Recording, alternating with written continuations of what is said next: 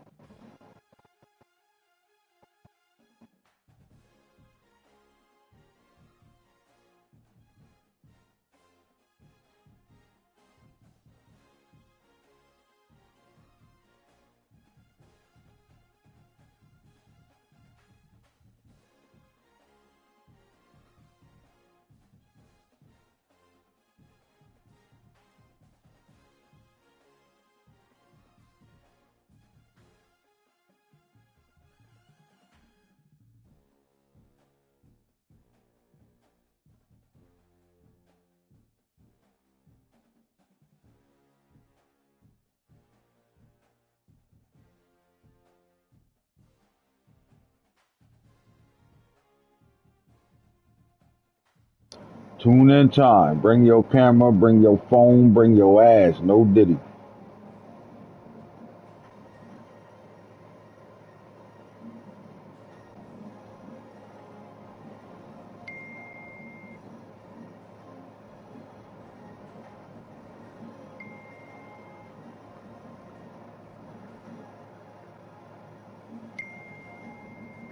School buffs.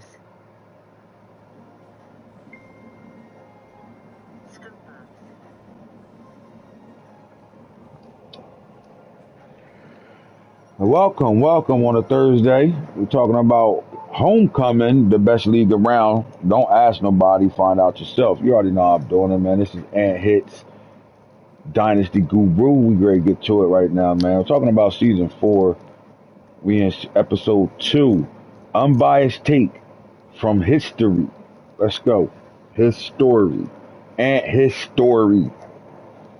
If you are in the league and you watching, type your name in the comment section. Let us know what team you are. Show some love. Don't have no problem commenting. Hit that like button too, man. If you're not subscribed, subscribe. We about to get into where we at right now. We are in week 5 of season 4, 2028. And I think there's not a team in the country that's not a team in the country, if that makes sense to you. We're going to talk about those teams that are teaming. The Power 4 conferences are what they are right now. Any Don alignments, Bishop Farmer changing, MD. we're doing none of that shit right now, but we're going to find out what's going on. There's a lot of things going on when it comes down to the league and what our commissioner's been doing and thinking about, talking about. We got some big time games to talk about. Top 25, we're going to talk about what players is doing well. We got some young freshmen, whether they redshirt or true freshmen in the country right now at the quarterback position, and we talked about that on the last episode. We're going to continue to go through some of these teams, see what they about. Big time weekend for football this weekend, man. I'm really looking forward to some of these user games as we get to it. Let's go there first.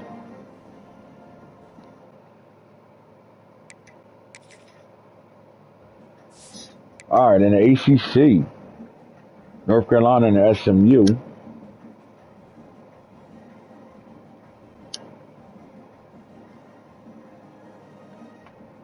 SMU is ranked number 22 in the nation right now. However, they did take 2 losses. They lost to Ohio State early on, and they lost a big-time game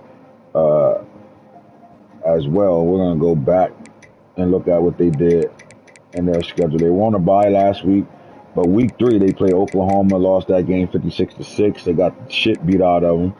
Week 2, Arkansas, 27-23. Big win there, but then week 1 they lost that Ohio State matchup, 55-28.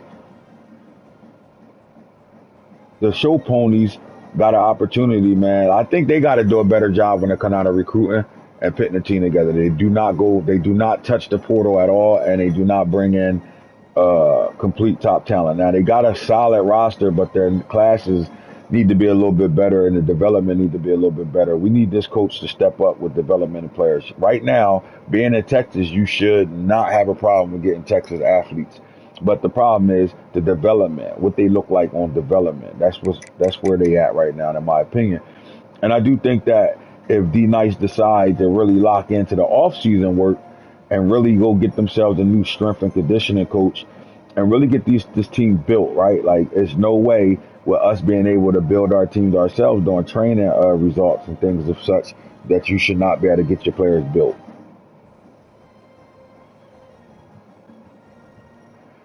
North Carolina 4-0 coming into this road game. They will be in Dallas to take on SMU. We like North Carolina for sure winning this game. They are the number 2 team ranked in the nation, and they are the most experienced offensive team in the nation, and one of the most experienced because they got the quarterback position sold up, right? The Heisman winner is back, and he decided to come back to give himself another opportunity to win a national championship, and we spoke on why he came back. He turned down the first overall pick of last year's NFL draft because of Michael Jordan. Yes, Michael Jordan, North Carolina, Chapel Hill, the great Michael Jordan gave him a great NIL deal to counter that first round, first pick money that he would have got in the NFL, which kept him around. $23 million NIL deal for Jordan Brand.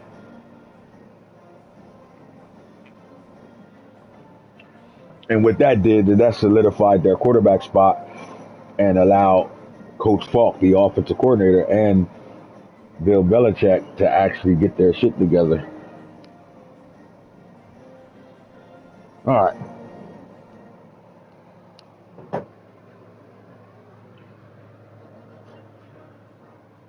The one thing we saw young, wait a minute. The one thing we saw out of North Carolina that I like a lot is the fact that they brought their offensive line back. And if you got an old line, you got a chance, right, to dance.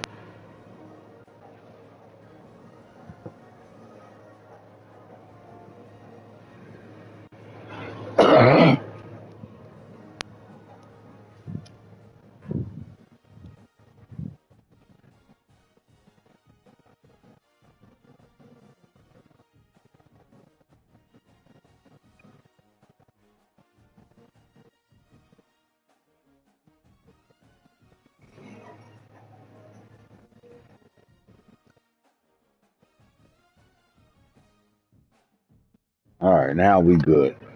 Now we good. I was great. Shit.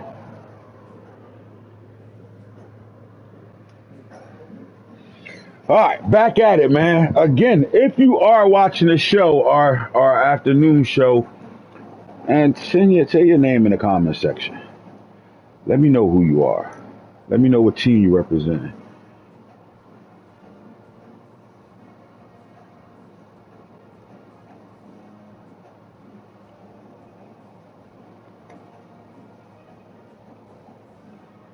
All right, let's talk about some rules before we get back into the SMU North Carolina matchup. Gator. Let's lay out computer game rules first.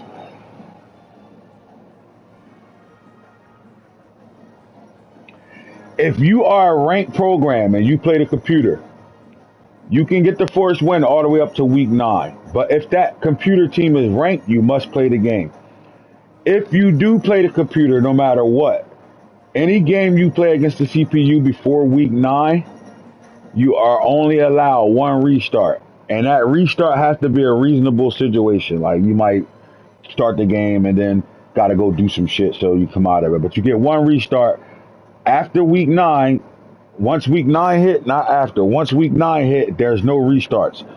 And that computer game don't have to be broadcast live, but you have to have it saved and record, because if you do quit the game or you break a rule, we need to be able to go back to that game and see it. Arizona State Trident Emblem.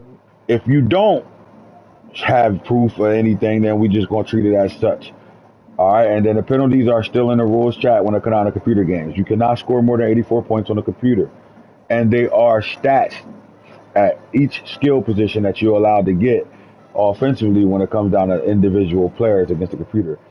From here on, from week 5 on, if you go over those stat lines, you will be punished. If your quarterback throw for 810 touchdowns against the computer and you break the computer rule, we're going to suspend your quarterback for the next 2 games. Whatever player goes over breaking the rule stats against CPU will be suspended for a game. Multiple offenses leads to suspension for the whole year. We're gonna start monitoring this shit and really get to it, right? We allow guys to be comfortable for their first 3 seasons with no issues jumping over myself included, scoring 91 points in the game against the computer, shit like that. So like all that stuff is gonna matter. Again, if you go over the points, you will get 2 people suspended. So like if you score 91 points on the computer and you go over 84, you will lose 2 players for the next week of a commissioner's choice. Don't matter if it's a user game or a computer game. Week 9 and after, you must play the computer because at that point, the ranking is starting to matter. And some of us struggle with the computer. Some guys can't even beat the computer. That's why you don't want to play it. But we don't want to give anybody free runs. So at week 9 going forward,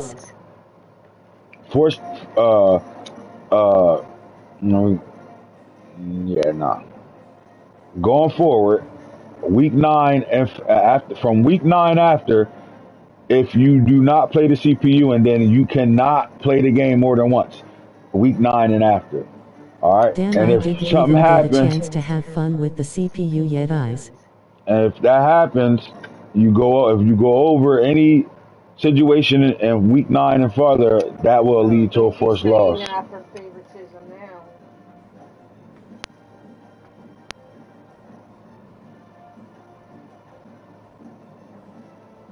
I have no idea what your nosy ass is even talking about right now. So again, I'm going to explain it one more time. You can get forced wins versus the CPU all the way up to week 9. But if that CPU is a ranked football team, you must play the game. If that CPU team is ranked and you play the game, you only can play the game once. You should broadcast it. You don't have to broadcast live, but you have to have that game saved where we can see the broadcast eventually. Now, let's talk about broadcasting itself. You don't have to broadcast the game live, and here's why. Like, I'll give you my prime example. And I'm not saying that it's always internet connection because it could just be the servers at the time. But sometimes you playing games and the connection is just not compatible. So I rather record the game and post after I play versus playing live. Because some of y'all got bad internet. Let's just call it what it is. Some of y'all got bad internet. And if you think you're not one of those people, then post your fucking internet connection in the chat with a timestamp. Don't give us no old shit when your shit was at its highest peak. Give us some shit right away and timestamp it for 318. I'm showing my connection, my hardwired connection in chat. Some people, we know who y'all are with bad internet. So broadcasting the game can sometimes be vital. How many times y'all playing games where that little quote pop up, the connection to your pair, or you in the game and you just scored a touchdown and you kicking it off and you kick it straight to the sideline, or you on special teams and you punt returning and your guy just stand there, or you can't even pick a play, or you watching your guy sliding and moving out of position in situations because the nigga motion or they going the wrong way. Like that shit happens. So and it can work on both. Like sometimes I can have a connection issue and don't think I have the connection issue, and I'm playing you, and you don't, and you feeling it, but I don't see nothing that's telling me that the connection is bad. Well, certain people internet is internet, and what happens is whoever shit is compatible the best, they're gonna feel it. Like if my connection is better than yours, I'm gonna feel all the issues. So when you broadcast, you can broadcast live or you don't have to broadcast live. Just make sure after you're done the game, you have the game saved where you can upload it and post it to the chat, and myself included. Like I'll make sure my games are in the chat going forward because all my games get saved and broadcast. I mean, it's saved and recorded, but I don't broadcast live because I don't like having nothing in the way of my me playing the game. If I'm gonna lose to you, I want to lose to you because I lost to you. But when it comes out of the computer, There are computer rules stat wise. I'll go over the real fast. I'll go over what you can and can't do. You cannot score more than 84 points on the computer. So let's get back to that real fast. You have to play, if the computer team is ranked, you must play that game. If you're ranked, you can play the computer game. You can get a forced win against computers up to week 9. But if you're ranked and the computer team is ranked, you must play that game.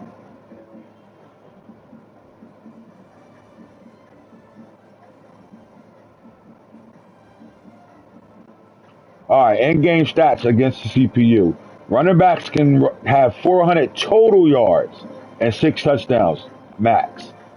Quarterbacks can have 700 total yards Georgia and 8 Tech. touchdowns max. Wide receivers can have 400 total yards and 5 touchdowns max. 84 points is the max points you can score versus a computer. And then punishment for breaking CPU rules will be as follows. First offense, 1 game suspension, forced loss. Okay, so we're going to go by that. That's what it says. 1 game suspension, forced win loss. Second offense, 1 player suspended the remainder of the season, and 2 forced win losses.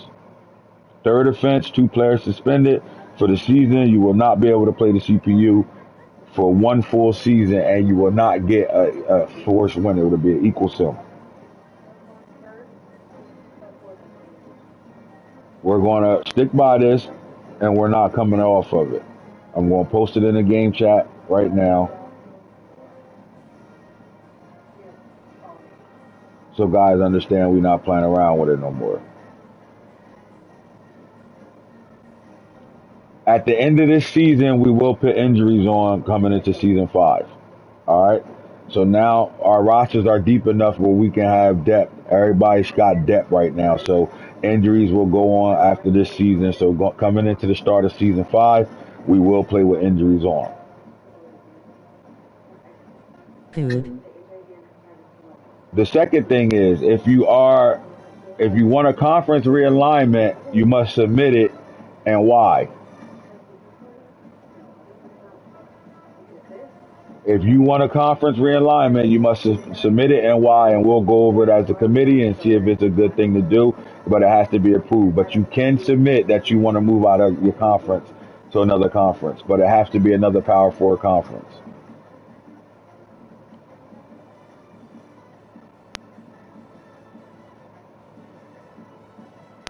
All right, now, the 2 game left force advance rule, right?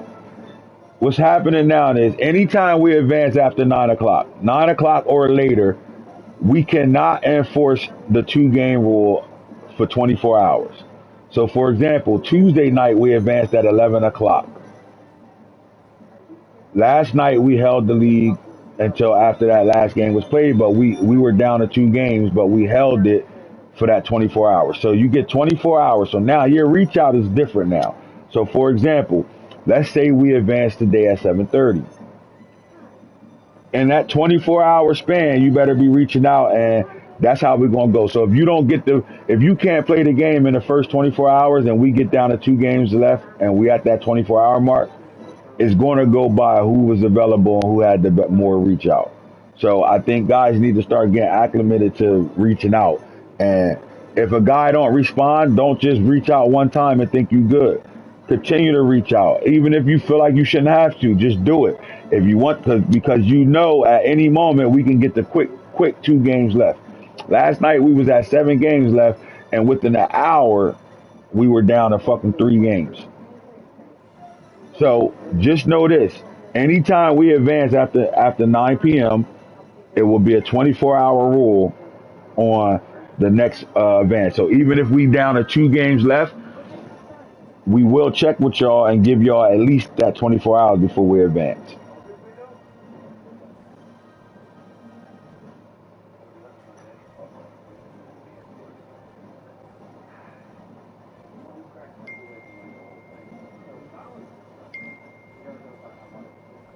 And all y'all that's asking about the pick'em for ASU and Tennessee, that wasn't me. I don't know what the fuck Mac was talking about. So to me, I don't know what y'all talking about. But if Max did say something in the chat, then he got to honor that shit. But if If I'm not telling you it's a pick'em game, I wouldn't even worry about it. Now, I'm not disrespecting Max as a co-commissioner. If you pick that game as a pick'em, y'all gotta holler at him, or I'll get him to tell y'all what the reward of picking that game was.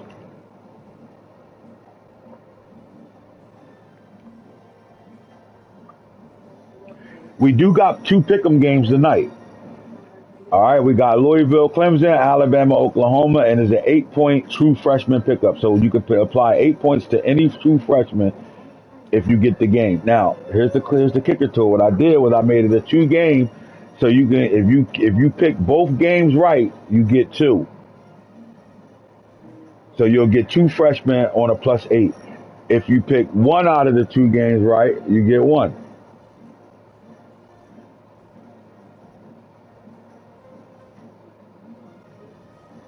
All you got to do is type the team in the chat that you got winning both games. And this Louisville Clemson game is one of the pick'em He games. just doing anything. Yeah, Max doing bullshit. I don't know what the fuck he talking about. He ain't run that shit past me at all. He just, but I'm being unbiased today, so unbiased takes. So if Max did, as a commissioner, if he did post a pick'em game, then it will be honored. I just don't know what he was what was the reward for it. I don't know that. All right, so now ACC play tonight. North Carolina, SMU. I do think North Carolina go on the road to handle business in this game. I do like SMU's quarterback. I don't know if he got the depth to be able to hang with this North Carolina team. Because in the beginning, we picked North Carolina to be in the national title this year, considering they bought their quarterback, Tory Newkirk, back, the Heisman winner of 2027. So I do got North Carolina, SMU. I do got North Carolina, and I think they're going to win by at least 17 points.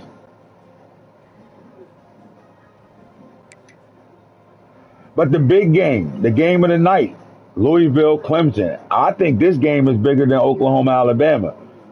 Louisville, Clemson. I think Coach Rob and that Fab Five offense of his, them Fab Five, boy, them boys around. They all juniors this year too, and they all came in at the same time. All but the tight end. The tight end came in a year after the rest of the guys. But they got a wave of Pennsylvania kids on that roster, and I think they are finding a pipeline in PA. And I like where they at right now, man. Briggs, Cherry at quarterback. They got the 3 amigos at wide receiver, the tight end, and the running back. That kid, Spellman. He a dog. And I like the offense, right? My question is, how good of a defense is Louisville? They are 4-0 right now.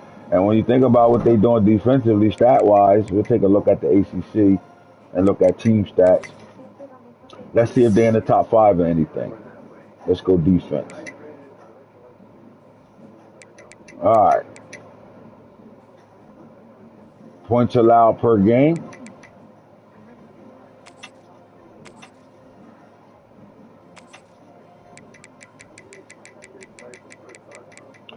North Carolina only giving up 18.5. Turn that down, please, babe. Oklahoma 23. Notre Dame giving up 23.5. LSU 24 and at 3.3. Michigan 28. All right, Louisville, let's go ACC. All right, Louisville giving up 31 points a game right now. Clemson giving up 28.8. Both these teams got explosive ass offenses, so I like it. Let's go yards per pass right now. Yards per game allowed. Louisville is down here with 367, so 368 yards a game. Clemson giving up 343 yards a game. It's solid. So Clemson in the ACC is 1, 2, 3, 4. They 5th in the ACC versus yards per game. And Louisville is 8 against the pass.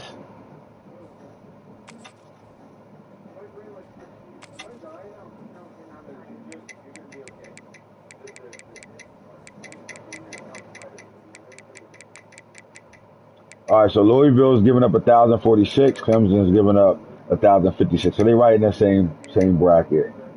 All right, passing yards per game. Let's look at it this way. Who's shutting up? All right, so Louisville giving up 261 or 262, and Clemson giving up 264. So they right in the same ball bracket right now. Because to me, I think defensively is going to be the key to this game. Now against the rush, Clemson is number 4 in the country right now. Well, number 4 in the ACC with only giving up 317 yards in 4 games. And Louisville is down here with 425 yards. And I do think Clemson will run the football today as well. Bryce Underwood is the new quarterback over there, and I do think they are in a great position. They got themselves the right quarterback. Clemson was really good last year running the football with their quarterback, and they really had a run offense, run first offense. And I think that run first showed when they played Arizona State in the playoffs last year. They were able to run the football, and that was the deciding factor of that game. But then they go get Bryce Underwood, who actually sat the bench last year for Michigan. He didn't start over Spiegel, and that may have forced him to the portal. And now he's back, but he's a better passer than Denson was. So I do think that, and I don't understand why Clemson didn't move Denson to running back, but they didn't. They didn't have to, but I would have. But I like him at quarterback still. But I do think Bryce Underwood is going to be the deciding factor in this game. Now, Clemson lost their receiver. They had 3 senior receivers last year that were one of the 3 of the better receivers in the country. They replaced it through the portal with some towers. They got basketball players at wide receiver now. And I do think that's where the game going to come down at, right? Like when you look at teams,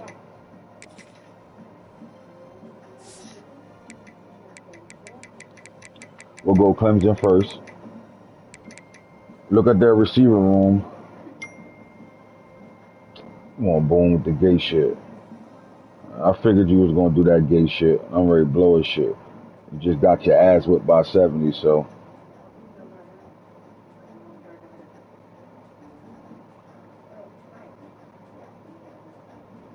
I figured you was going to do all that. I would take the first win too after losing by 70.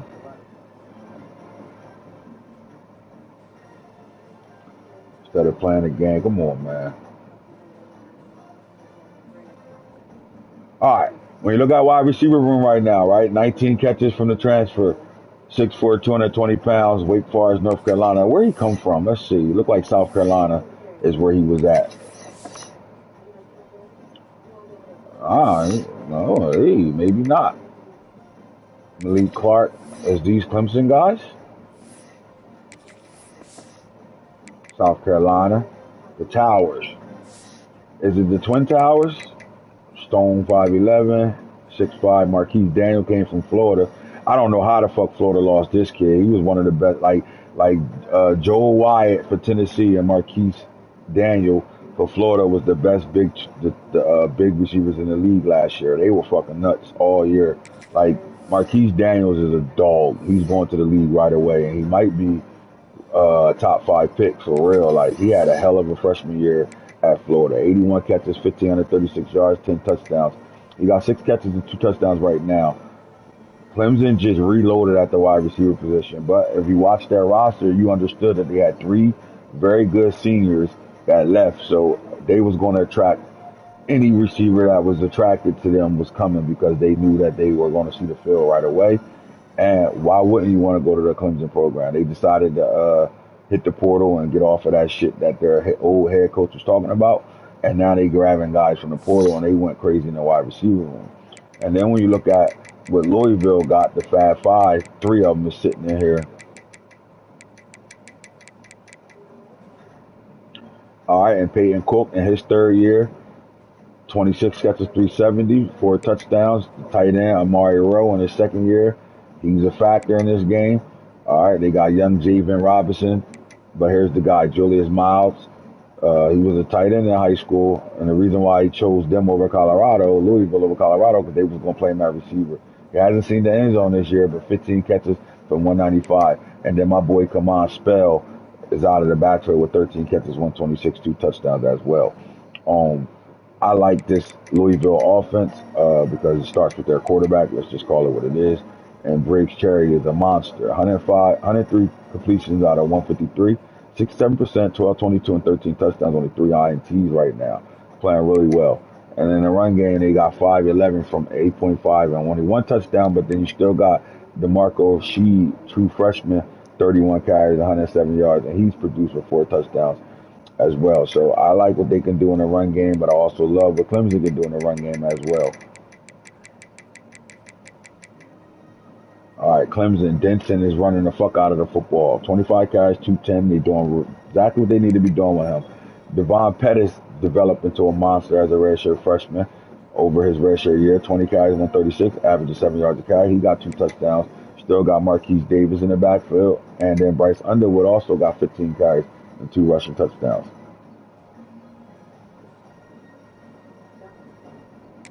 I think we can agree that this game going to come down to play calling and who makes the stops on defense. Both of these offenses are very explosive, and both of them can get up and down the field in a hurry. I think Clemson has the better dual threat quarterbacks, whether it's Bryce Underwood or is it Chris Denson, but they do have the better dual threat quarterbacks. And I do think that will play a factor in the game. But what made Clemson dangerous, they already was a dangerous offense, right? Kemp is really good at doing the things he needs to do to be good, right? But you gave him some towers at receiver, and the off-script play is going to be dangerous in tonight's game, right? When the play breaks down and Bryce is off-script and he got to roll out or got to make something happen, the playmaker game, the wide receivers coming off their route and running into an open spot, it's going to be a very, very hard thing to stop if Louisville can't get pressure and get to the quarterback. If you give Bryce Underwood time to make a play after the clock go off, right, the 3 to 4 seconds go off, and he give himself another 3 to 4 seconds, they will dominate you in this football game. I do think Clemson will give us a little bit more running from their running back room, right? And I do think that's going to play a big key in this game. And how well does Louisville work between their 2 running backs, Bell and the new freshman that they got? How well do they work through carrying the football? And can they keep a good tempo in this game? Can they win their play clock, right? Can they win the time of possession? If they could do that and they keep this Clemson offense off the field, I think Louisville can pull the upset in this game, right? But how many of y'all are willing to go against Clemson in this ball game? For the pick'ems, how many of y'all going to pick Louisville?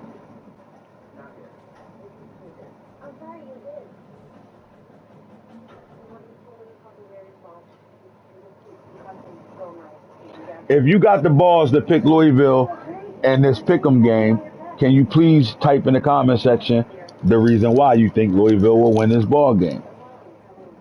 I do think Louisville can go into Clemson and win it. The problem is, they haven't won against Clemson since at all. They haven't won that ball game yet. So this is a season where Coach Rob got to show he could take the next step. You can't win the games we expect you to win. You got to win the games we don't expect you to win. And if you could do that, then I do think what I said earlier about Louisville, I think they'll be a sleeper. And I think if Louisville win this game, they will be in the ACC championship because I don't see them losing another conference game. Although if they play Georgia Tech this year, that's going to be a scary matchup. But I do think that, let's go to their schedule for a second.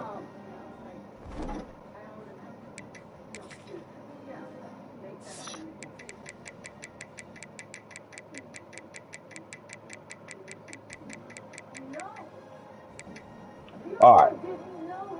42-38, 49-31, 30-27, Virginia Tech 59-28. None of these games was played. Now you got to come off of not playing a game since week 1, and you got to go at Clemson. Then you come home versus Boston College away against Syracuse. You come off that bye, and then you got SMU, Cal, and then you home versus Georgia Tech and North Carolina State. And North Carolina State got a really good football team. We just don't know what the coach is. They got a new coach over there. We don't know exactly what type of coach he is. So we'll find out real soon.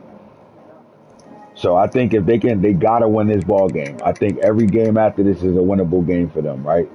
This is the game that's circled on their calendar right now. They have to win this Week 5 matchup at Clemson. They got to better go into South Carolina and win this game. They win this game, I think they'll be in a good spot here. And then is the next one we'll have to worry about is these next 2. But I think these are winnable games for them. So if I'm Coach Rob, I'm looking at it like this. Win this game, and we'll be playing in the ACC this year. And if I'm Clemson, I'm saying I'm tired of dancing at the edge of the motherfucking mountain, right? We're tired of dancing at the edge of the mountain. It's time to show who we are. We feel like we constructed a roster that's ready to go. We feel like we do have one of the best offensive lines in the country, and we feel like we got some of the best weapons in the country. And then defensively, we got speed and size to be able to run and get physical with anybody in the country, right? They get this game done. Week one is always a hard week. They were able to take Gator out by 31-28.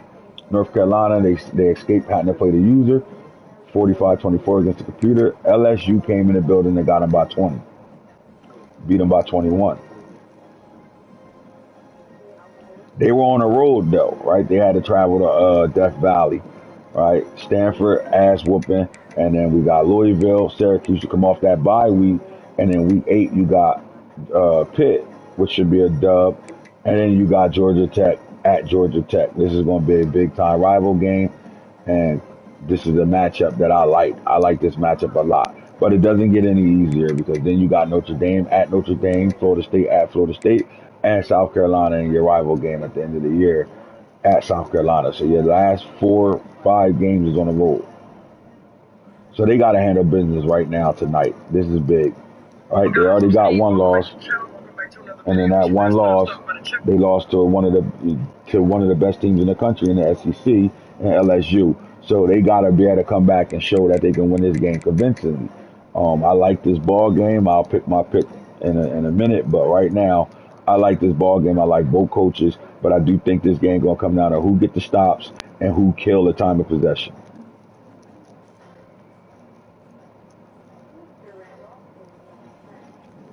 Now, when it comes down to individual matchups, I'm looking at cornerbacks and receivers. So let's take a look at what I'm looking at.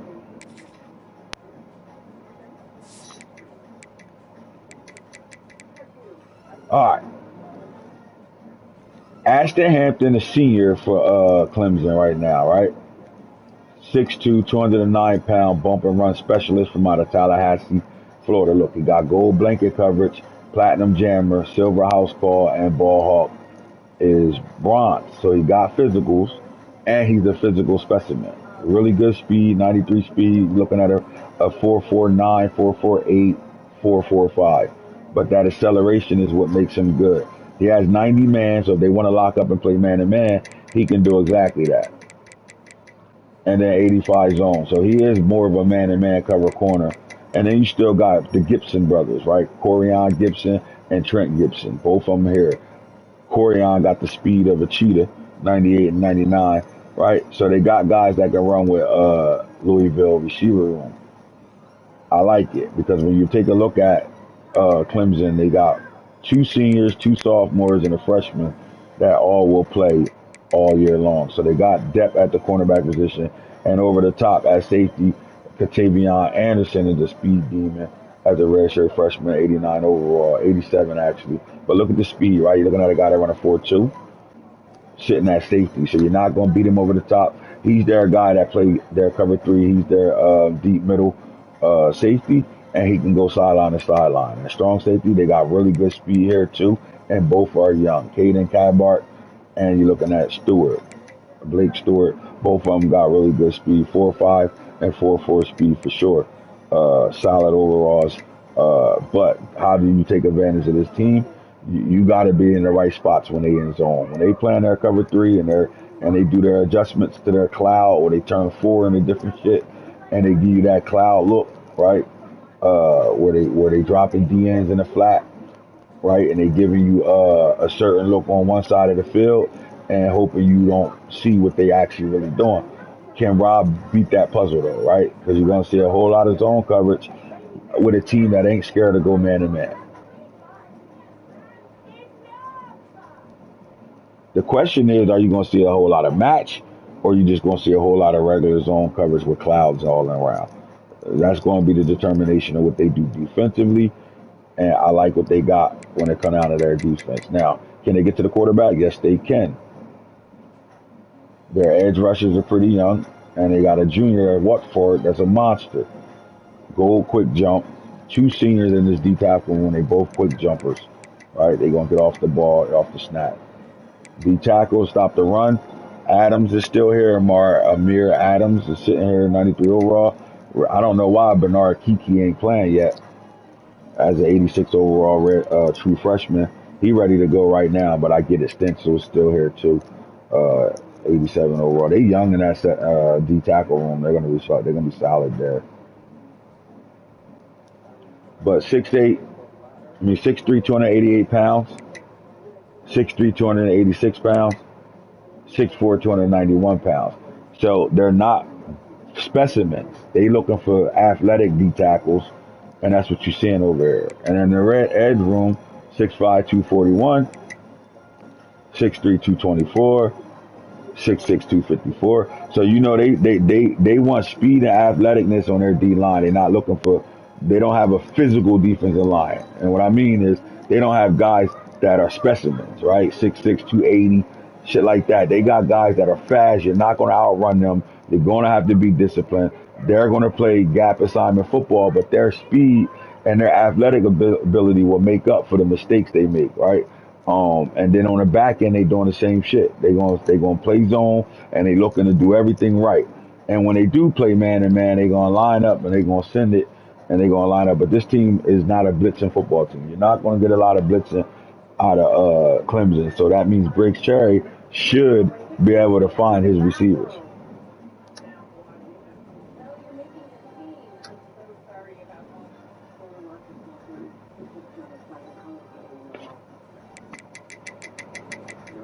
Bryce Underwood gives them something they haven't had since year one. A capable throwing quarterback with a fucking cannon of an arm. Bryce Underwood as a redshirt junior is capped out. He will not go no better than what he is right now. But I do think this is good enough for him to be great for what they need him to do. They do got a bunch of running backs that they can hand the ball off to. They are loaded at running back. They got a really good deep running back room. Marquise Davis is their guy. And you're looking at Devon Pettis. To me, this is their best running back. Jaden Scott come in with some speed. And when you look at the archetype East-West playmakers, you see what you're dealing with. This is a football coach that knows what he wants in his backfield, right? How about Rashard Casey when he started to develop, right? Takeoff, safety valve, backfield threat. Jalen Patey was one of the best running backs in his class. And Terrence Caldwell, East-West playmakers. So they got guys right now, man. And you look at the receiver room, you bring in them transfers. Malik Clark won't be a problem. You got to better stop the 6'2".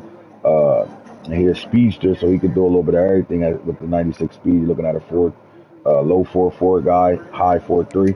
Marquise Daniels, he was one of the best receivers in the country last year for the Florida Gators. And again, took his talent to Clemson, and I think he'll continue to be that. Then you're looking at DeAndre Biggs, who transferred in from South Carolina, 6'4", 220 pounds. Not only is he fast, but he's physical as well, so he can be a very, very big presence in this ball game too. There's speed throughout this entire receiver room. As you can see, nobody's under a 92 speed. All right, and then who's the guy that's going to play tight end for them?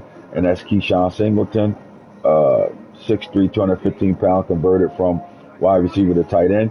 And he got 50-50 platinum, so he can get you some shit cutter and short hand. So he's physically going to better do some things, right? Like they can get the ball to him on 50-50s, and you got to watch him up the seam, watch him on corner routes, because he can do it all. And he got really good speed at tight end.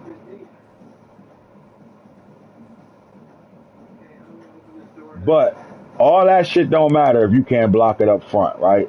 And true sophomore Leo Delaney, he is a blue chipper. He's in his second year over here for Clemson. They got depth in the back at left tackle with Pringle. Then you're looking at left guard David Moore, who's also a blue chipper, sophomore, with the green owls up, 90 overall, 88 altogether. Really good strength, and he's a solid blocker as well. Center is Roski, and he's the 87 overall. Really good strength, 94. They got solid backup there as well. And you're looking at right guard, their only senior on this line, in my opinion, Elijah Thurman. But then they got really good backups behind them. So they got depth. They can go 9 deep on their D-line. Some say they can go 10 deep on their D-line. Carter Scruggs, another blue chipper from the 2026 class as a redshirt sophomore. He's 87 overall with 94 strength. So they got the guys up front. This is a really good offensive line, and I think that this is going to be the key to the game. What they do up front offensively will determine how shit's going to go for them, right? Because again, they can line up and run the ball at you traditionally through the running back game or through the quarterback RPO and quarterback takeoff, right? And they got receivers that's a hard matchup. And does Louisville got the corners to match up with those basketball players, right? They got small forwards everywhere.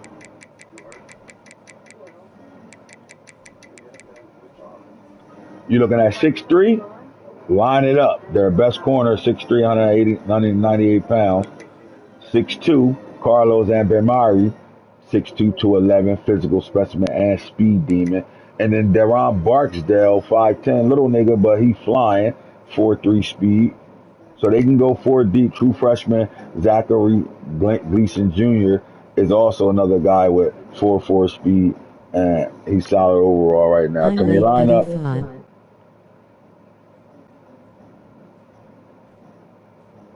Can he line it up and get to him? They about 6'7" deep at corner. I like the room. I really do like their cornerback room. And it's going to come down to, like, will Louisville play man-to-man? When you look at it, 85 man on their top corner, 80, 80, 80, 80. They got solid man-to-man corners, but I don't know if they want to play a lot of man with this football team. And then how do they help out over the top with the safeties? OUFU hard hands, medium Really dark good skin speed. tone hard hands, medium dark skin tone. B2BBBBB like Drizzy. They got guys, right? What about Jathan Hatch? Really good speed. So they could do some things. I wonder how they're going to, what their scheme going to be, because they got speed, right? They got speed and they got depth in the secondary. I want to know what their scheme going to be. I do think they're going to play a lot of zone, but I think they're going to switch up. I think you're going to see a lot of match coverage going on with Louisville. Can they line up and do what they do in the secondary? They really got speed at the linebacker position, right? Like they're really fast at linebacker, and these guys can run with anybody. How they going to be in coverage is going to matter, because this is a football game where you're going to have to cover out of phase, right? Off script is going to be an issue. So even though y'all playing zone, you're going to have to, I will play match. You have to match up with these guys, because when the play break down, that's where Clemson is the best at. He get jiggy on some nah when it come out of motherfucker off script playing. What makes him scary though is that he could play on script now with Underwood at quarterback now, because he can make every throw on the field. Can Rob generate pressure from the D tackles? 2 true sophomores, solid strength, right? And they got solid speed, solid size. 6'3", 304, 6'3", 279, and then you're looking at 6'5", 286. Athletic, they want athleticism over just straight out brute force. Jackson Ford is a demon. 88 speed, 90 excel. You got a guy coming off the edge with 4.6 speed. And at left edge, they're looking at Dylan Smith as well. So my question is, the depth at DN, right, is solid. Can they generate pressure? Can they rush under control? Can they earn the right to rush the passer? That's the question, right? Can this D-line earn the right to rush the passer? And the only way you can do that is by stopping the run. So you got to stop the run on your way to stopping the quarterback and getting to him. If they can get 3 to 4 sacks in this ball game, I think that'll be a recipe for them to win this game. Now, on the O-line, they young too, right? Cortez Lester's back as a true sophomore. At right guard, you got Edgeworth is back as a true junior. At center, true junior and Max Merce. At left guard, redshirt junior, 80 overall. My question is he the one playing? I doubt it. But Hyder is here, Strickland is here, and you got true freshman Jesse Moody, along with true freshman Steinkoker. Now, who's playing right guard for them? Left guard for them. I don't think Wilson Hunter is getting a start, and they gotta have to choose between some tackles right here. So I like it. Their tight end is one of the best tight ends in the country. Amir Rowe, 6'4", 216 pound receiver turned tight end. Really good speed, 88 speed, running a 4.6. and he can catch the football. And he's really vital to what they do offensively. But here go the Fab Five off of that tight end. Amir Rowe is part of the Fab Five. And then you're looking at Cook and Miles. They've been there throwing. This the good thing, right?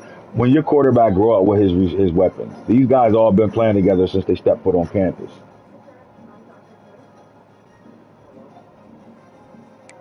The sleeper is Jamison Broomwell, right? He's going to be the sleeper in this game, but they got at the receiver position, they can go 6 deep, 5 deep. I'm sorry. They can go 5 deep in that receiver room, right? And then Khalil Teller, the little speedster, is up for running around right now. How do you stop him in the slot? At running back, K'Mon Spell is a sleeper running back, but to me, probably one of the best running backs in the country when used right. And then David Davis, another Pennsylvania guy, right? Spellman from PA, Davis from PA, and Black is from PA. They can go 3 deep in their running back room, 4 deep. That's why you don't see no shirts on their freshmen. And then we looking at Cherry, and then the athletic Zaire Ishmaeli.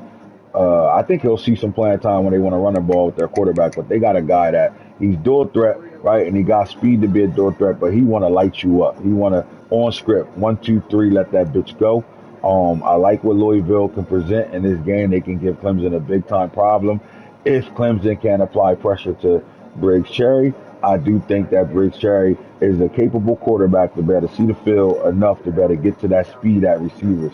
They got experience in the wide receiver room. These guys been playing together for 3 years, and they got experience at the quarterback position. I do like Louisville. I just don't know if I like them on the road.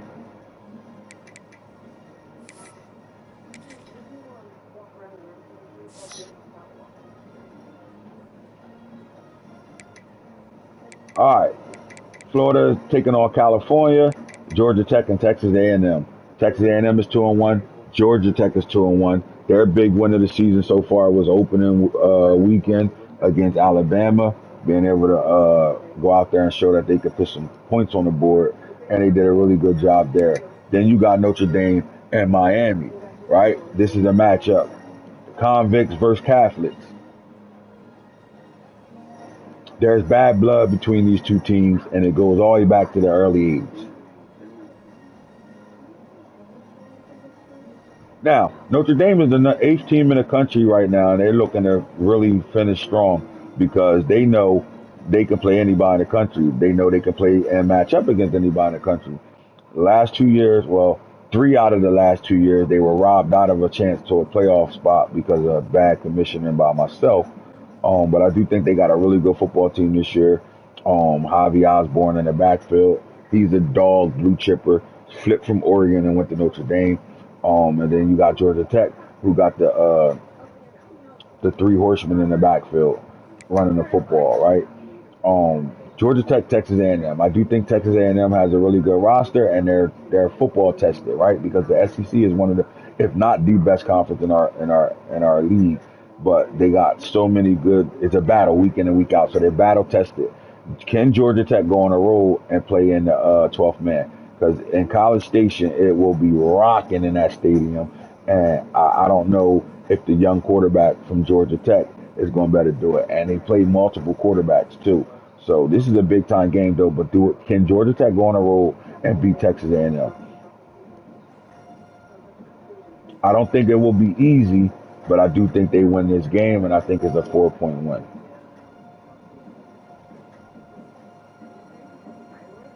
Notre Dame, Miami. I think Notre Dame got to make a statement in this ball game, right? They got to put Miami to sleep in this game, right? I'm expecting a 17-point win out of Notre Dame in this ball game.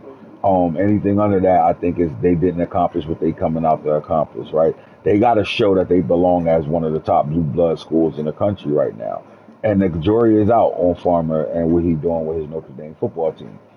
I do think they are solid at running back. They got some solid receivers. They got a really good offensive line. But remember, Notre Dame had the best line for 2 years straight. A lot of those guys left. So now it's on to the new wave of players. And we're going to take a look at what Notre Dame looking like right now.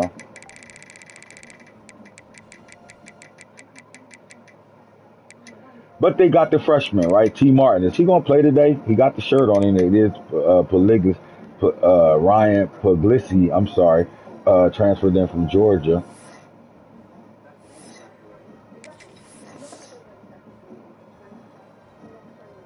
Nine touchdowns, 4 interceptions, 61%, 9.6 yards a play, 277 yards a game as a passer. In the run game, 11 carries for minus 105 yards, 1 touchdown.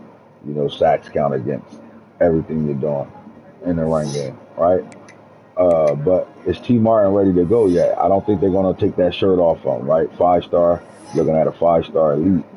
No cap at all. Look at that shit. Just cap on quickness. That's it. Like, this kid's going to be a fucking demon when it's his time. My question is, why isn't he playing right now? And when I mean why is he playing, 78 yards, he played in one game. Looked like they trying to host that red shirt. Me personally, he's starting for me, but I get it. They going with the upperclassmen this year, and I ain't mad at it. Their running back room solid as fuck. They can go 4 deep at running back for sure. Trajan Young is their big back. This man is 5'11", 256 pounds with 95 speed, 97 excel. Shifty, right? You would think elusive bruiser, you would think he'd just be running through niggas, but he's shifty and he'll one cut back, right? Like, one cut and go. They bought the number 1 running back in his class two classes ago, and they got Javi Osborne, who was one of the top 5 running backs in his class. So they got some guys, right? And they got speed, high overalls at running back. There's nobody in their backfield under 90, and they can go 4 deep in their backfield. We do know this game team runs through Osborne, but what about Shakir Floyd? Is he ready to go? And what they doing with him? Because he's next up, and he's going to be the guy. You got one of the top players in his class.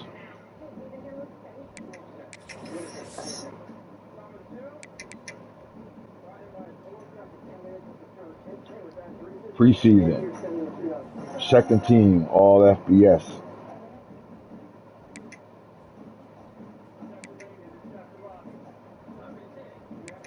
Signed with Notre Dame.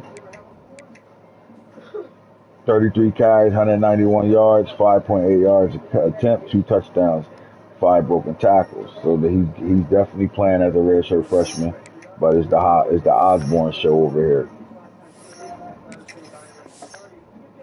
66 guys. He almost had 1,000 yards last year, 21 rushing touchdowns. He balled out. 20 broken tackles last year. His longest run was 85 yards. He already broke a 62-yarder this year. He averaging 122 yards a game. 66 carries, 487, 7.4, and 9 rushing touchdowns. That's where they get done. That's where you get done. They got a strong running back game. And we remember when Notre Dame had the best running back in the country on their roster in 2025, what they did with that season. I do think they had that capability at the running back position, but I think they had one of the best running back rooms in 2025, and I think they brought it right back right now. I think that in 2025 they had 2 guys that were dogs, but in 2028 they got 4. Now at the receiver room, speed is there, but this is not one of the fastest receiver rooms in the country. There's a whole lot of freshmen on shirts right now. Makai Gilbert, 6'2", 212. You got Elijah Barris, yes, Plaxico Barris' son. He's in his true junior year. 95 speed, 96 excel at 6'2". And you're looking at Alonzo Glenn and Raheem Tadia. And you're going to have Barris. Jerome Bettis' son is on his roster too. I just didn't make his name yet. It's going to be one of these guys right here. Tight end room. You know Notre Dame's keep a tight end. Alesh is still here. They got 2 good seniors and a really good freshman. But my question is, what the line look like this year, right? Senior and Prescott, freshman, 2 freshmen at guard. They got a solid 85 overall there. At center, freshman. They about to be great on the offensive line. They already good right now. Like, look at this shit. They're already good right now. But they about to be better if these guys can all come back, right? Like, so when you look at their left tackles, senior, left guard, 2 freshmen, center, freshman, right tackle, senior. But they got the depth to replace that. I think if they hit the the high school trail and transfer portal. Next year, coming back, they're gonna have one of the best offensive lines to protect their quarterback T. Martin as Jr. I like it. I like what they got offensively. So I do got Notre Dame over Miami, and I think they got to win that game at least by 17.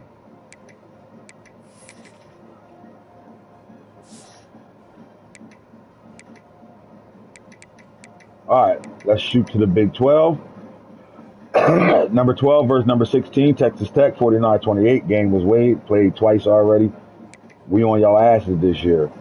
Uh, Arizona State will take on BYU. TCU will take on. How about TCU barely losing to LSU this last advance, man? Wait a minute.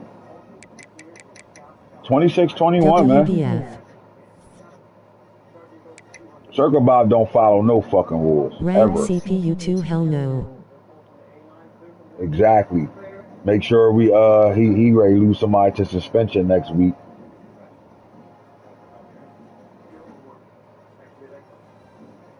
Satcher's the new quarterback over here, but let's look at TCU on how they play, right? Look at Bo. On me. Adam Schobel is still in their what's his name? Still in their system. 375, 3 touchdowns, only 1 pick. He was sacked 3 times. Got to get that completion percentage up though. Run game, 12 yards there. They were throwing the ball around the park. 5-184, 4-101. Not bad. Not bad at all. Not bad at all for TCU. Let's get back to week 5. All right, Kansas ranked 25. TCU not ranked at all. That's a big time matchup in number 3 in the country. Arizona State is home versus BYU, the Mormons. And somebody getting suspended from this 49-28 win with 2 starts. The Big Ten, though. Oregon lost to Alabama because of the 24-hour rule. Penn State and Nebraska is a big time matchup. As quiet as Harold Burgess has been, when he do play his games, he don't get blown out on them games. And Coach Hitter with this Nebraska team is looking to build this squad and really, I think their season will be next year on how they really gonna look. Washington with Maryland, they won 70-30.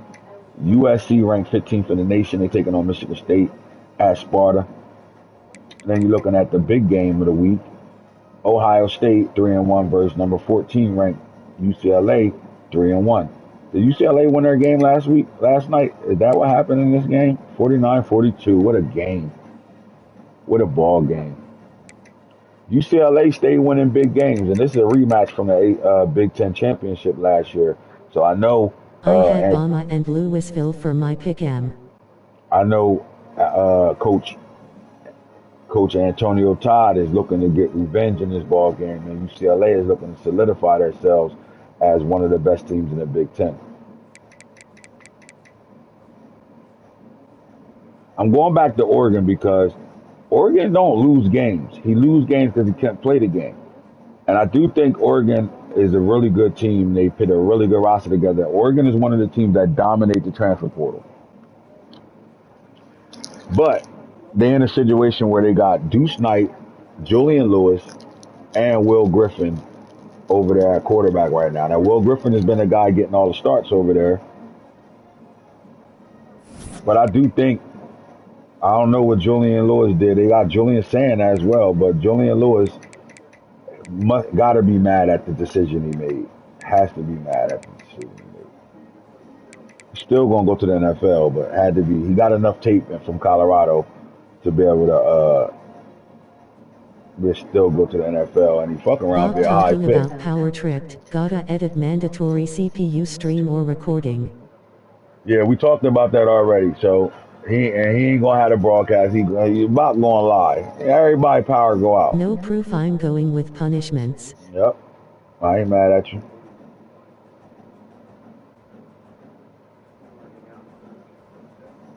You can't bop one of the most lionest motherfuckers in our league. That nigga Boom ducking smoke. He don't want to play Unc. Unc want to play at 6:30. But before that, Unc DM'd him back and said he's done with college football. But then hit me and said, tell Boone I can play at 6:30. And Boone talking about some set my first win. I would too after last week. I would too. I would too after this type of ass whooping. 77 to 40 fucking 9. But then play me like you playing a national championship, and go out here and play the guy that won a national championship. I duck the shit out of Georgia too. Cause I'm telling you, and I ain't even trying to bribe Boom. I don't care if fuck you made the decision, made laying it. But I don't think he win that Georgia game. And he know it, that's why his ass ain't playing it. Set my first win, cuz. From the top ropes. From the top fucking ropes, Max. All right. Back to the Big Ten. The matchup in the Big Ten is going to be Ohio State and UCLA. Let's talk about Ohio State and UCLA, right? Ohio State's the other team in the country that has their quarterback back for his final season, and he's in Heisman conversations. He was. Let me see if he's still up there. I don't know. Nope, he's out of there because Dick Ryan, 1 carry, 0 yards. Like, why not just play him at receiver? Fucking 400. Did he break rules? Nah. Yeah, he went over them rules. 402, 5 receptions. I think UCLA on my schedule next year. All that bull jive. This nigga don't follow no rules. Young Devin, what's up with you, man? Alright, yeah, he don't follow no rules. That nigga asshole. Alright, let's go back to where we was at with it. Oh yeah, I know where I was going. I'm sorry. Let's go to Ohio State for a second.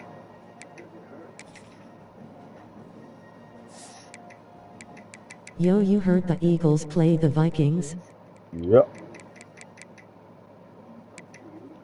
Alright, St. Clair, man. I love the story of St. Clair.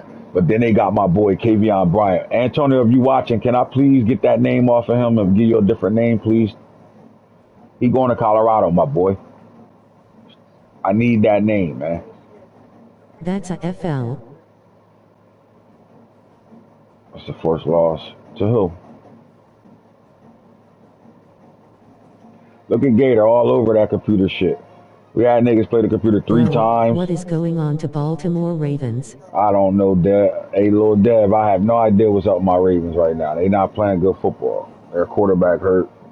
Their pride hurt. Their defense ain't figuring it out yet. Texas Tech. Yes, sir.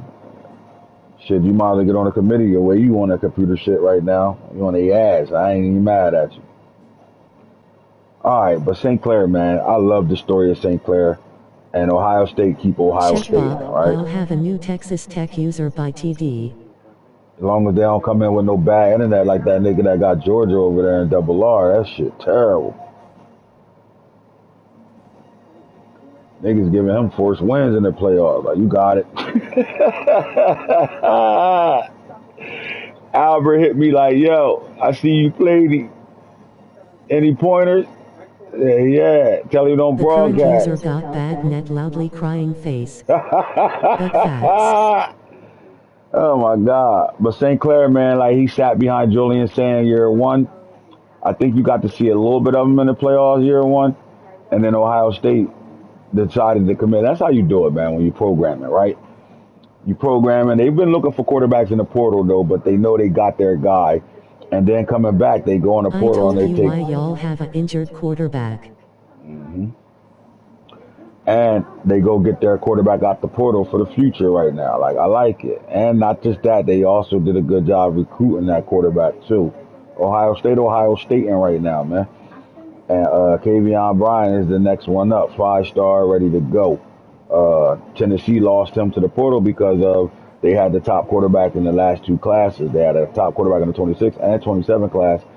And it's going to be hard to keep a guy that's a big-time blue chipper and is one of the best players in the 2027 class to sit behind a guy and wait till his junior year to get some burn. Not going to happen, right? I think he's at the right spot right now. This was a big-time win in the portal for Ohio State because when St. Clair walk out of here, if he leaves as a redshirt junior, then you got Kavion Bryant ready to fucking go. And you give him a year in the system as the backup, and then he's going to be ready to take over. And when he take over, he got nothing but weapons to deal with. My question is, what happens with Luke Fahey? Did he decide to slide the fuck up out of there, knowing that Kavion Bryant is now going to be the new quarterback going forward, right? In the run game, they go get Savion Hitter out the portal. Michigan loses Savion Hitter to them. They still got Ghost right here, Ball and James Ghost Really good. Might be the fastest player in the country. Not only is he the fastest player in the country, one of the if not the fastest player in the country, he's also an elite sophomore right now. As a redshirt sophomore, he's the elite trait. So I know it's nasty with him. And they also ran Corey Smith a lot last year. And again, this is another running back room that can go 4 deep in their running back room with no problem. With Corey Smith being a senior. So when they get to playoff football, they do have the upperclassmen that they can rely on, as Savion Hitter and Corey Smith, in my opinion. So I like what they got in their backfield. They got every type of running back you could possibly need. Don't worry about the archetypes, right? But elusive bruiser. You're looking at east west, and elusive bruiser. So they got guys that can get physical with you and elusive, and they got guys that playmakers. So I like it. But you know, when you go to Ohio State, the first thing you're looking at is the wide receiver you. Chris Henry. Chris Henry Jr. Rest in peace to Chris Henry Sr. Quincy Porter from New Jersey. Their top 3 receivers are 90s and above, and they're true 90s and above. You're looking at Deshaun Civic. Somebody tell me how to say that goddamn name. But Henry, coming from Modern Day in California, and Dixon, they played on the same team in high school. Modern Day, one of the best high school programs in the country. And then you're looking at Braylon Takeoff. How about that name right there, right? Is he with the Migos? Rest in peace. This fucking receiver room was retarded. I mean, Tremaine Lemon next up. You got some guys, man. They got some guys over here. This is where they get depth at. But I do think, like, listen, if you didn't watch the Oklahoma game, you got to watch that Oklahoma game at overtime and the big play that St. Clair made. Who did he throw it to? Who was the receiver that was on the recipient end of that touchdown to win them that game in overtime? The play broke down. He did not lead the pocket.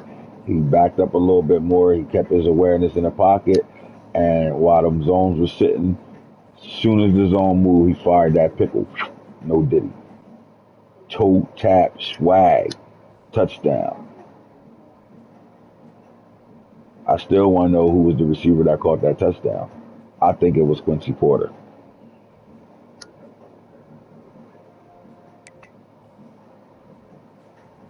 They can go 4 deep at tight end, and then their offensive line, right? They got a senior. Look at the tackle room. Like, they're going to be great going forward. This is when you're building a team. Cheeseman, sophomore. They got depth there. Center, they're going to have some development situations here. Right guard, though, they can go 2 deep. 4 if you really look at all 4 of these guys. And we know Yee not going to play as a star. And at right tackle, they got Malachi Lee. I think Malachi Lee was on a USC team. He lost him to the portal. Michigan. He went to the enemy. Boy, he said, fuck it, I'm going to Ohio State. 6'5", Hayden Lowe. Like, this is why Ohio State going to be dangerous going forward. They have a senior-led upperclassmen team, right? Look at that. Look at their D-line, right? And they got some young guys up and coming, but they got seniors at the right spots. I mean, sophomores here. Remember Ofisa. We also know who Amir Clark is, so we like it. Good strength. Got some development situations there as well.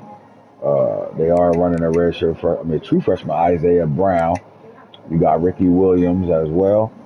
At Mike, you're looking at a senior, 2 starting seniors early. Oh my God. And Aaron Childs as well. This is why they're going to be good, all right? They're going to be good against the run going forward. Like, you're not going to better. They're not going to be an undisciplined defense. Let me say that, right? Then you look at the cornerback room. Beasley is back for a senior year, and all young boys outside of West. Bryce West is sitting here, and B.J. Coffey. And you're looking at High. It was one of the. He was a 5-star.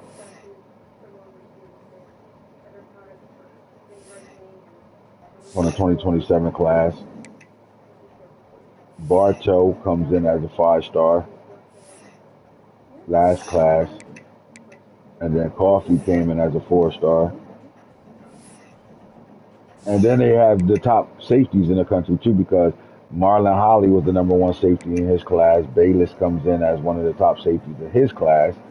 And then that strong safety, we know Bradford was the #1 safety in his class, like Ohio State. But then you got to look at UCLA, and UCLA is doing it through two guys that have been playing together since they got there, right? They lost their quarterbacks. They didn't just lose their quarterback to the draft. They lost a little brother as well. But Frank Bond has been stepping up as a true sophomore. I'm talking about really playing good football.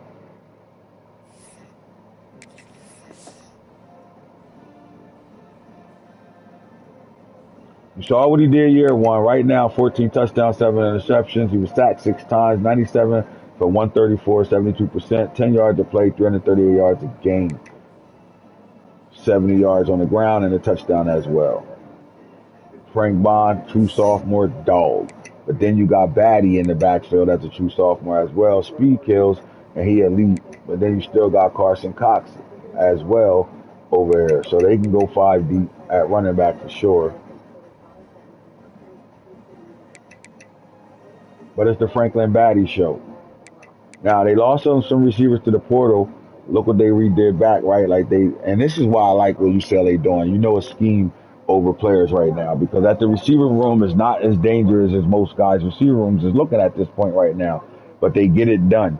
They get it done through scheme, right? They get it done through high percentage throwing a football, RPO game, right? And the quick West Coast style football. And I think that's why UCLA is dangerous, because they're not letting you sack their quarterback all crazy because they get the ball out fast. But what makes them dangerous, what makes them very, very dangerous, is what they have at tight end. Remember, they sent the best tight end to the draft.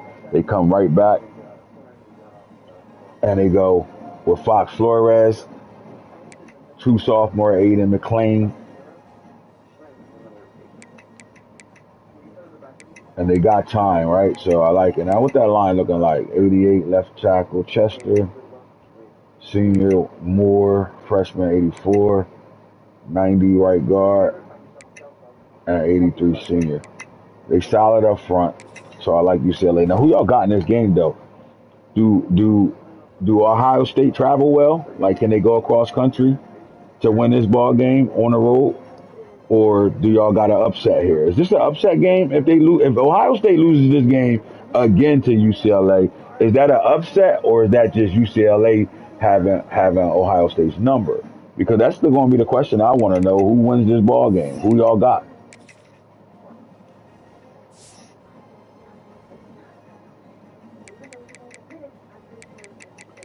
The Ohio State versus the UCLA Trojans in Pasadena in the Rose Bowl.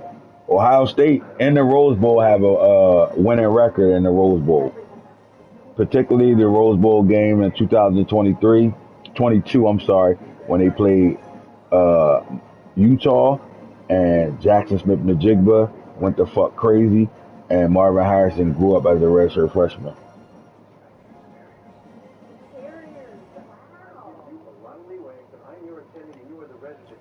This game, to me, is the positioning for the Big Ten, right? I think the winner of this game probably will see themselves in the Big Ten championship. The loser of this game is going to have an upfield battle. They're not out of it, but they're going to have an upfield battle. All right. SEC, Ole Miss, Arkansas, Tennessee, Georgia. Scared ass nigga.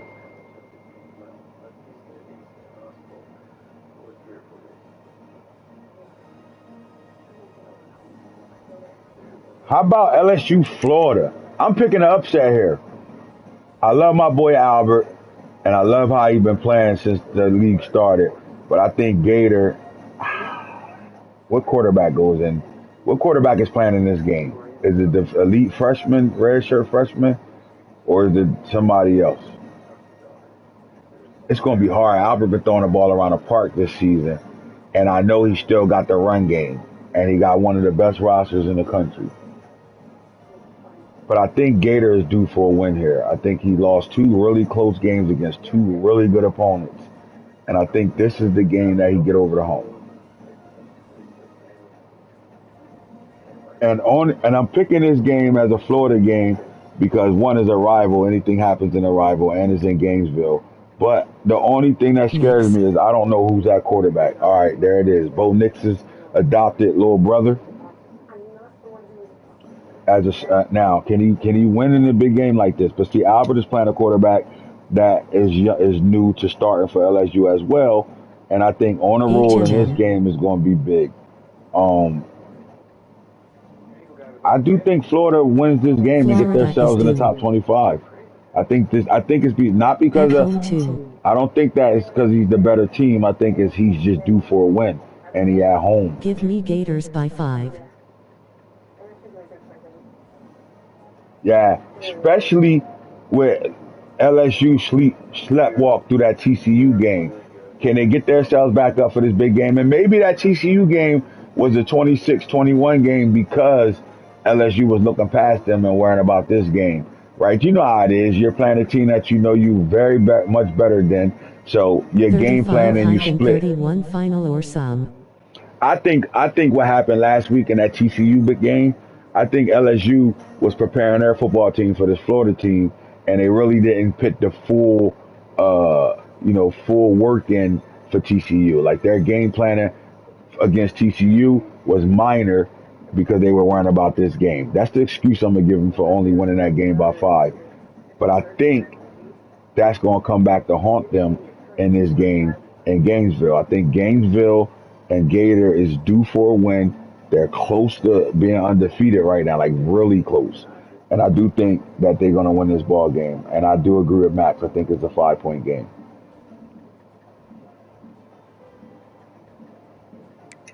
Texas and my cousin, Coach Fran Brown. I don't know if they got enough to deal with Texas, though. South Carolina, Kentucky, and then we talked about the Georgia Tech Texas A&M game and the Pick'em game, the second Pick'em game. Look, Alabama just came off a big time win, right? They was able to take care of Oregon, 65-38, and then week 3 they were able to take care of Ohio State, 42-21, winning that game by 21 points. And let's see how they got it done. Stabler played 32 yards in this game. Curtis 145 passing, so you know they ran the fuck out of the football. 29. Do the math for me, Max. How many carries happened in this ball game?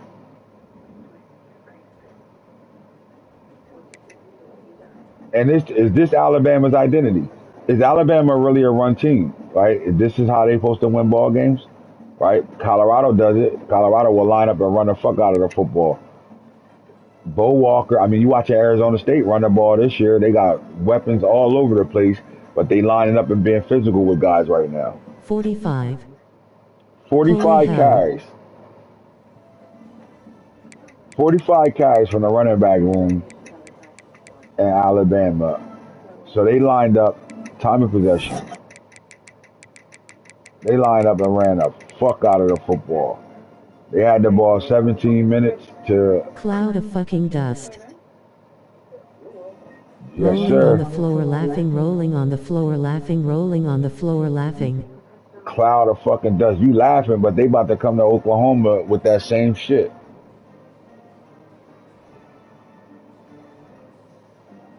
I mean, they got busy on the ground. They had the ball for 17 minutes to Ohio State's 10. Individual player stats, as you can see, really wasn't no throwing the football, 7 for 11. It looked like one of the Colorado playoff We games. got 3 for dust 3. in Oklahoma. Rushing, 29 carries, 103 yards, 3.6. But Deere had 9 for 94, 10.4. His longest run was 29 yards. Curtis also kicked in for 23 yards on 5.8.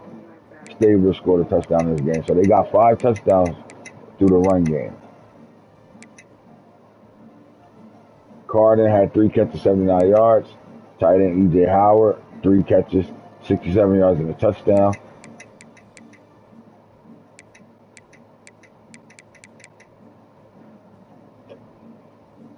Man, all right, this is the game though right here. Alabama.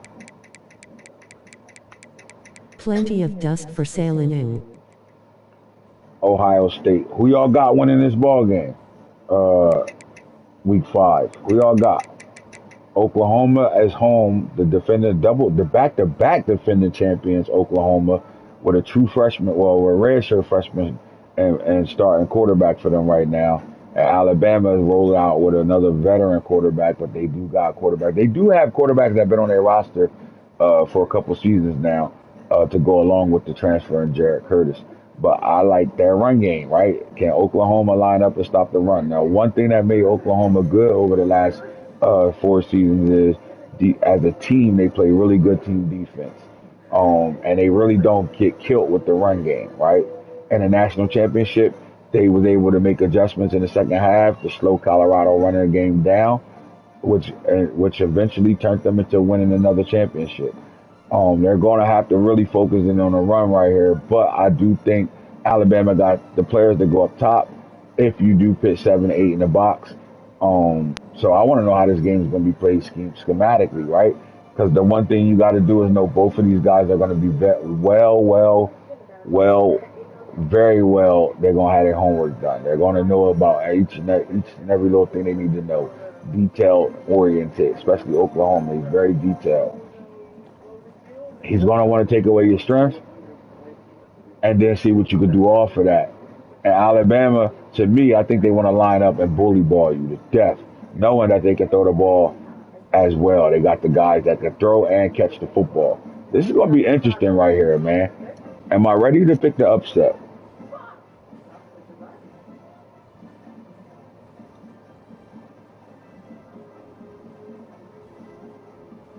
I think there's more pressure on Oklahoma than Alabama in this football game. I think Oklahoma lost early to Ohio State. Ohio State is still in the top 15, top 10, right? They rank number 9 in the country. Alabama lost early to Georgia Tech, who's ranked 13 in the country, and then they went on a nice couple game winning streak.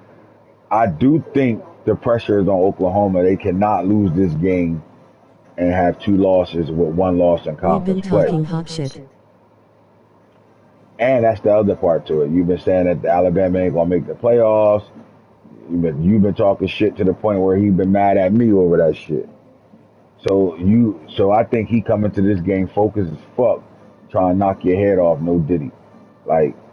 So I do think the focus is going to be on you, Oklahoma, and I do think Oklahoma going to be in for. It's going to be interesting, bro. I think this is going to be a tough game. I don't know who I want to pick yet, but I think this is going to be a tough game. This is going to be a very tough game. Now, they do have a redshirt freshman at receiver, Oklahoma, who's been having 100 yards every game. They've been getting him the football. I don't think they changed that. I think they will try to get that. And they got a young running back and Noah. Is Noah enough, right? They got 3 backs they can go through, Blaylock, Noah, and Robinson. But my question is, will they be able to run the ball enough on this defense? Remember, Alabama do got the 2 best linebackers in the country on their roster still. So they tackle for lost demons. But is it enough to be able to stop Oklahoma as a whole, right? Because they can run the ball, they can run with their quarterback, and they can throw the ball. Now, they really like the intermediate throw game. I think that, it's going to be a lot. Does Alabama stick to their guns and come out and play some man-to-man in this game? Because that's what they're known for. They send the house, and they play a lot of man. I'm trying to say, nah, y'all got to stop babying that nigga. Ain't nobody babying him. You just scared. Bible. I pray over man to man. The Bible built to disrespect man and man.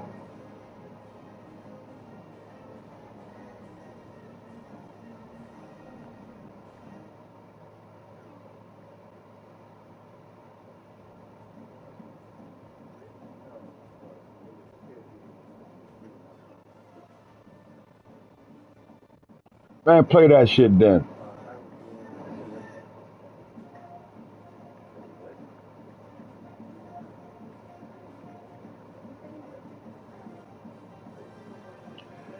All right. Hello. Bo is heating up too. You got, and that's the thing, right? Early often, right? You got young quarterback, and there's a lot of young quarterbacks in the country right now that's starting for the first time all season, right? And I do think the more the season drag out, the better these guys can get, and you start to realize what you really have.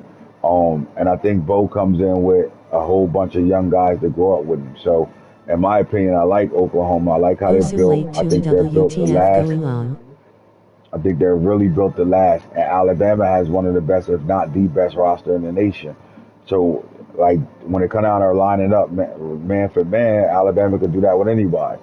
So my question is, what type of game style are we gonna get? Are we gonna get 50 carries like he gave Ohio State, or is he gonna try to drop back and throw the ball all game? I don't know what style he's gonna come play with.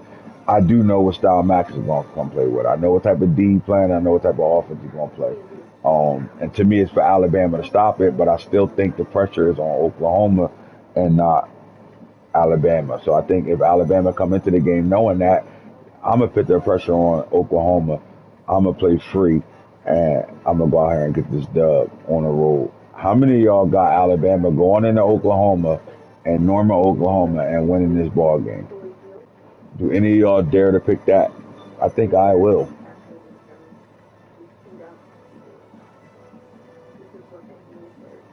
I'm not sure yet who I'm going to pick to win this ball game.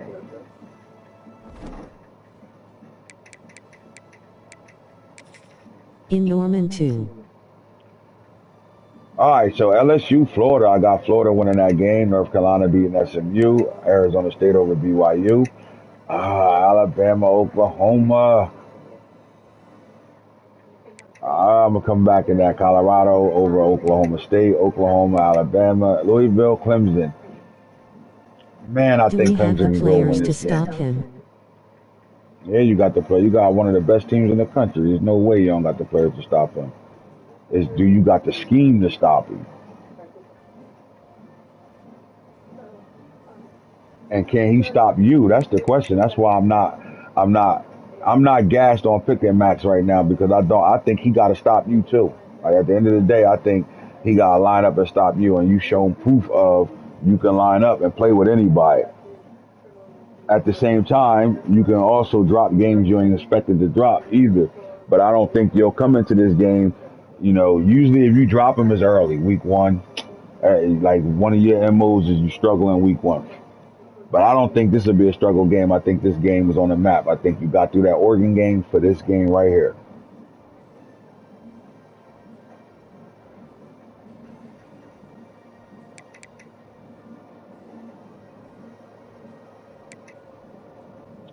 Who do I Def want? equal Clemson? roster. Who do I want? Clemson or Louisville? Who do I want? Alabama or Oregon? Alabama or Oklahoma. But when you look at the top 10 teams, right, it's going to be some upsets here because if Florida beat LSU If in the anything, swamp, I'm losing QB matchup. because there's no consistency there, so I don't think that's a loss there either. I think Florida wins the game in the swamp. That's an upset. Unranked team beats the number one team in the nation, and they become ranked after that. North Carolina handles business in SMU. Arizona State handles business. I'll come back to that. True, Colorado handles true. business. Louisville. Max, who you got, Louisville or Clemson in this ball game? I think I like Florida. Notre Dame beats Miami. Ohio State, UCLA. I got Ohio State winning this game. I think Ohio State is mad about the Alabama loss. I think they're going to come back on all cylinders and go crazy in this game. But I think UCLA is a really good play caller. I think he understands his football team and he understands what he has to do to win ball games. Can he do it is the question. I think Ohio State is due for ass whooping too, so be careful in this game, UCLA. I like Ohio State Louisville if he's focused on. Man, this is going to be a big game right here. Georgia Tech. I got Georgia Tech going into Texas A&M Like and someone winning this remind game. him this is Axe matchup. Texas Tech about to be suspended. Michigan on a bye. Tennessee ain't going to play Georgia. Forrest win shorty. Florida State, California. Texas A&M, Georgia. North Carolina, Auburn on a bye week. 45-34. 11-point game there. Kansas, TCU.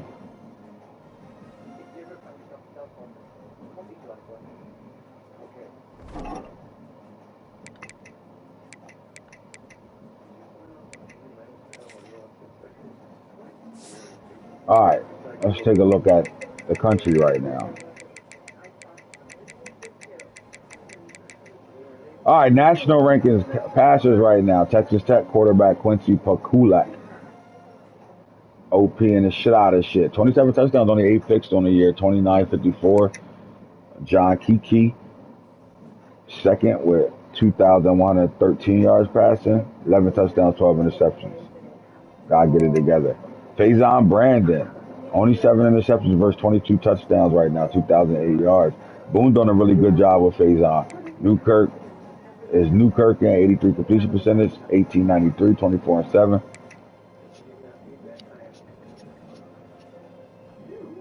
How about Dayton Rayola? He out there in Arizona State looking like Arizona State's quarterbacks. 18, 15, 20 touchdowns, only 3 picks.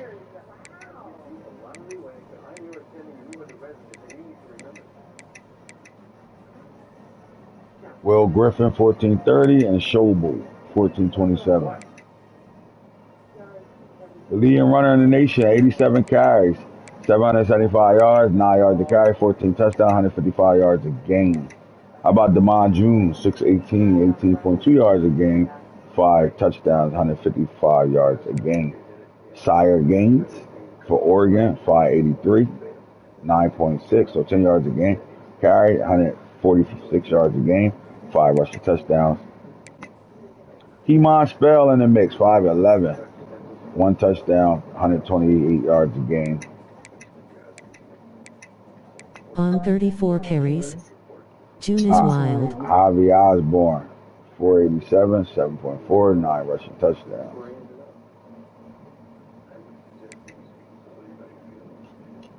All right, there's that kid. I mean, in 5 games right now, 4 games, he already got 1,000 fucking yards. Joel Wyatt is showing that he might be the #1 pick when he come out next year. Not this season, next season. 36 catches for 1196, 16 touchdowns already.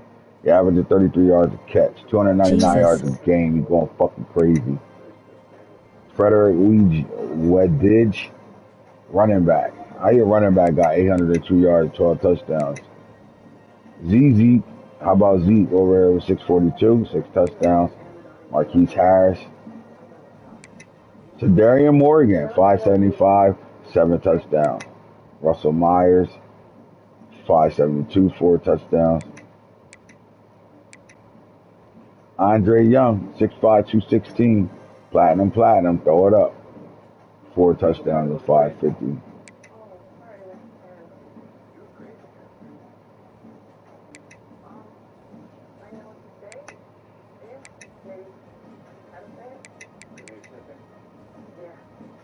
Okay, Texas Tech. There go my boy Cooper Reed and Corey Sadler right back to backies. Let's go. Sadler with 10 touchdowns right now, and he playing D. Oh my God. Clemson's Briggs. P-Dot should be around. P-Dot. Jefferson.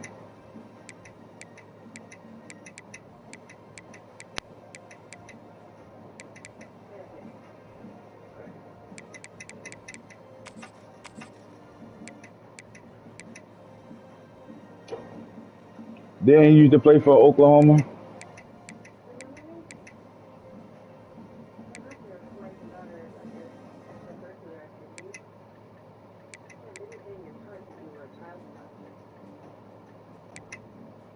Kenston Lopa transferred in from Oregon. He already got 41 tackles on the year. We had to cut Michael.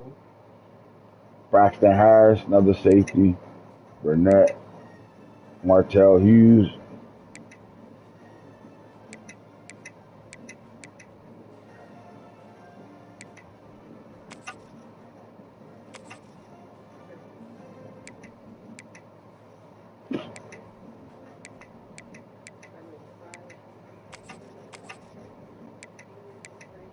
Look at these Arizona Just State Big boys. 12 low. These big states. Look at these boys. They wildin'. 6'6", 5.5. Okay. Ronald, look, 4. They going crazy in the Big 10. I mean, Big 12. ACC sack leader, Louis Bohana. Peppers, Blatt and Peppers is next. Casey Cooks, Big Ten.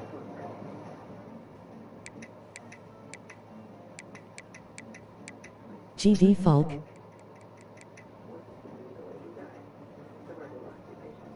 Trent Wilson with 6.5. Isaac Pryor, 3.5. Leonard Davis, 3.5. Lamar Brown, 3.5. Esteban Pineda, 3. Avery Addison, balling right now as a junior. Celeste Moa, that's his little brother, play receiver. CJ Brana, what up, bruh? Hey, you need help with something? Okay, man. You're welcome.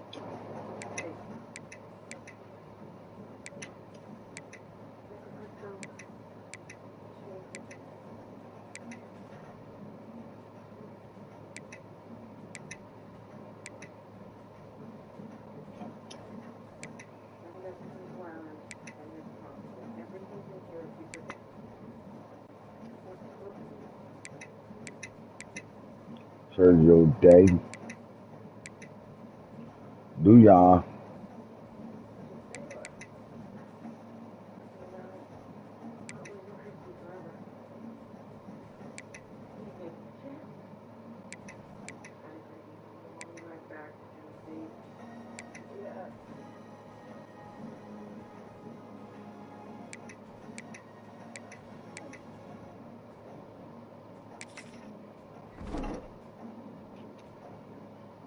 All right, fellas, big time matchups, big time ball games.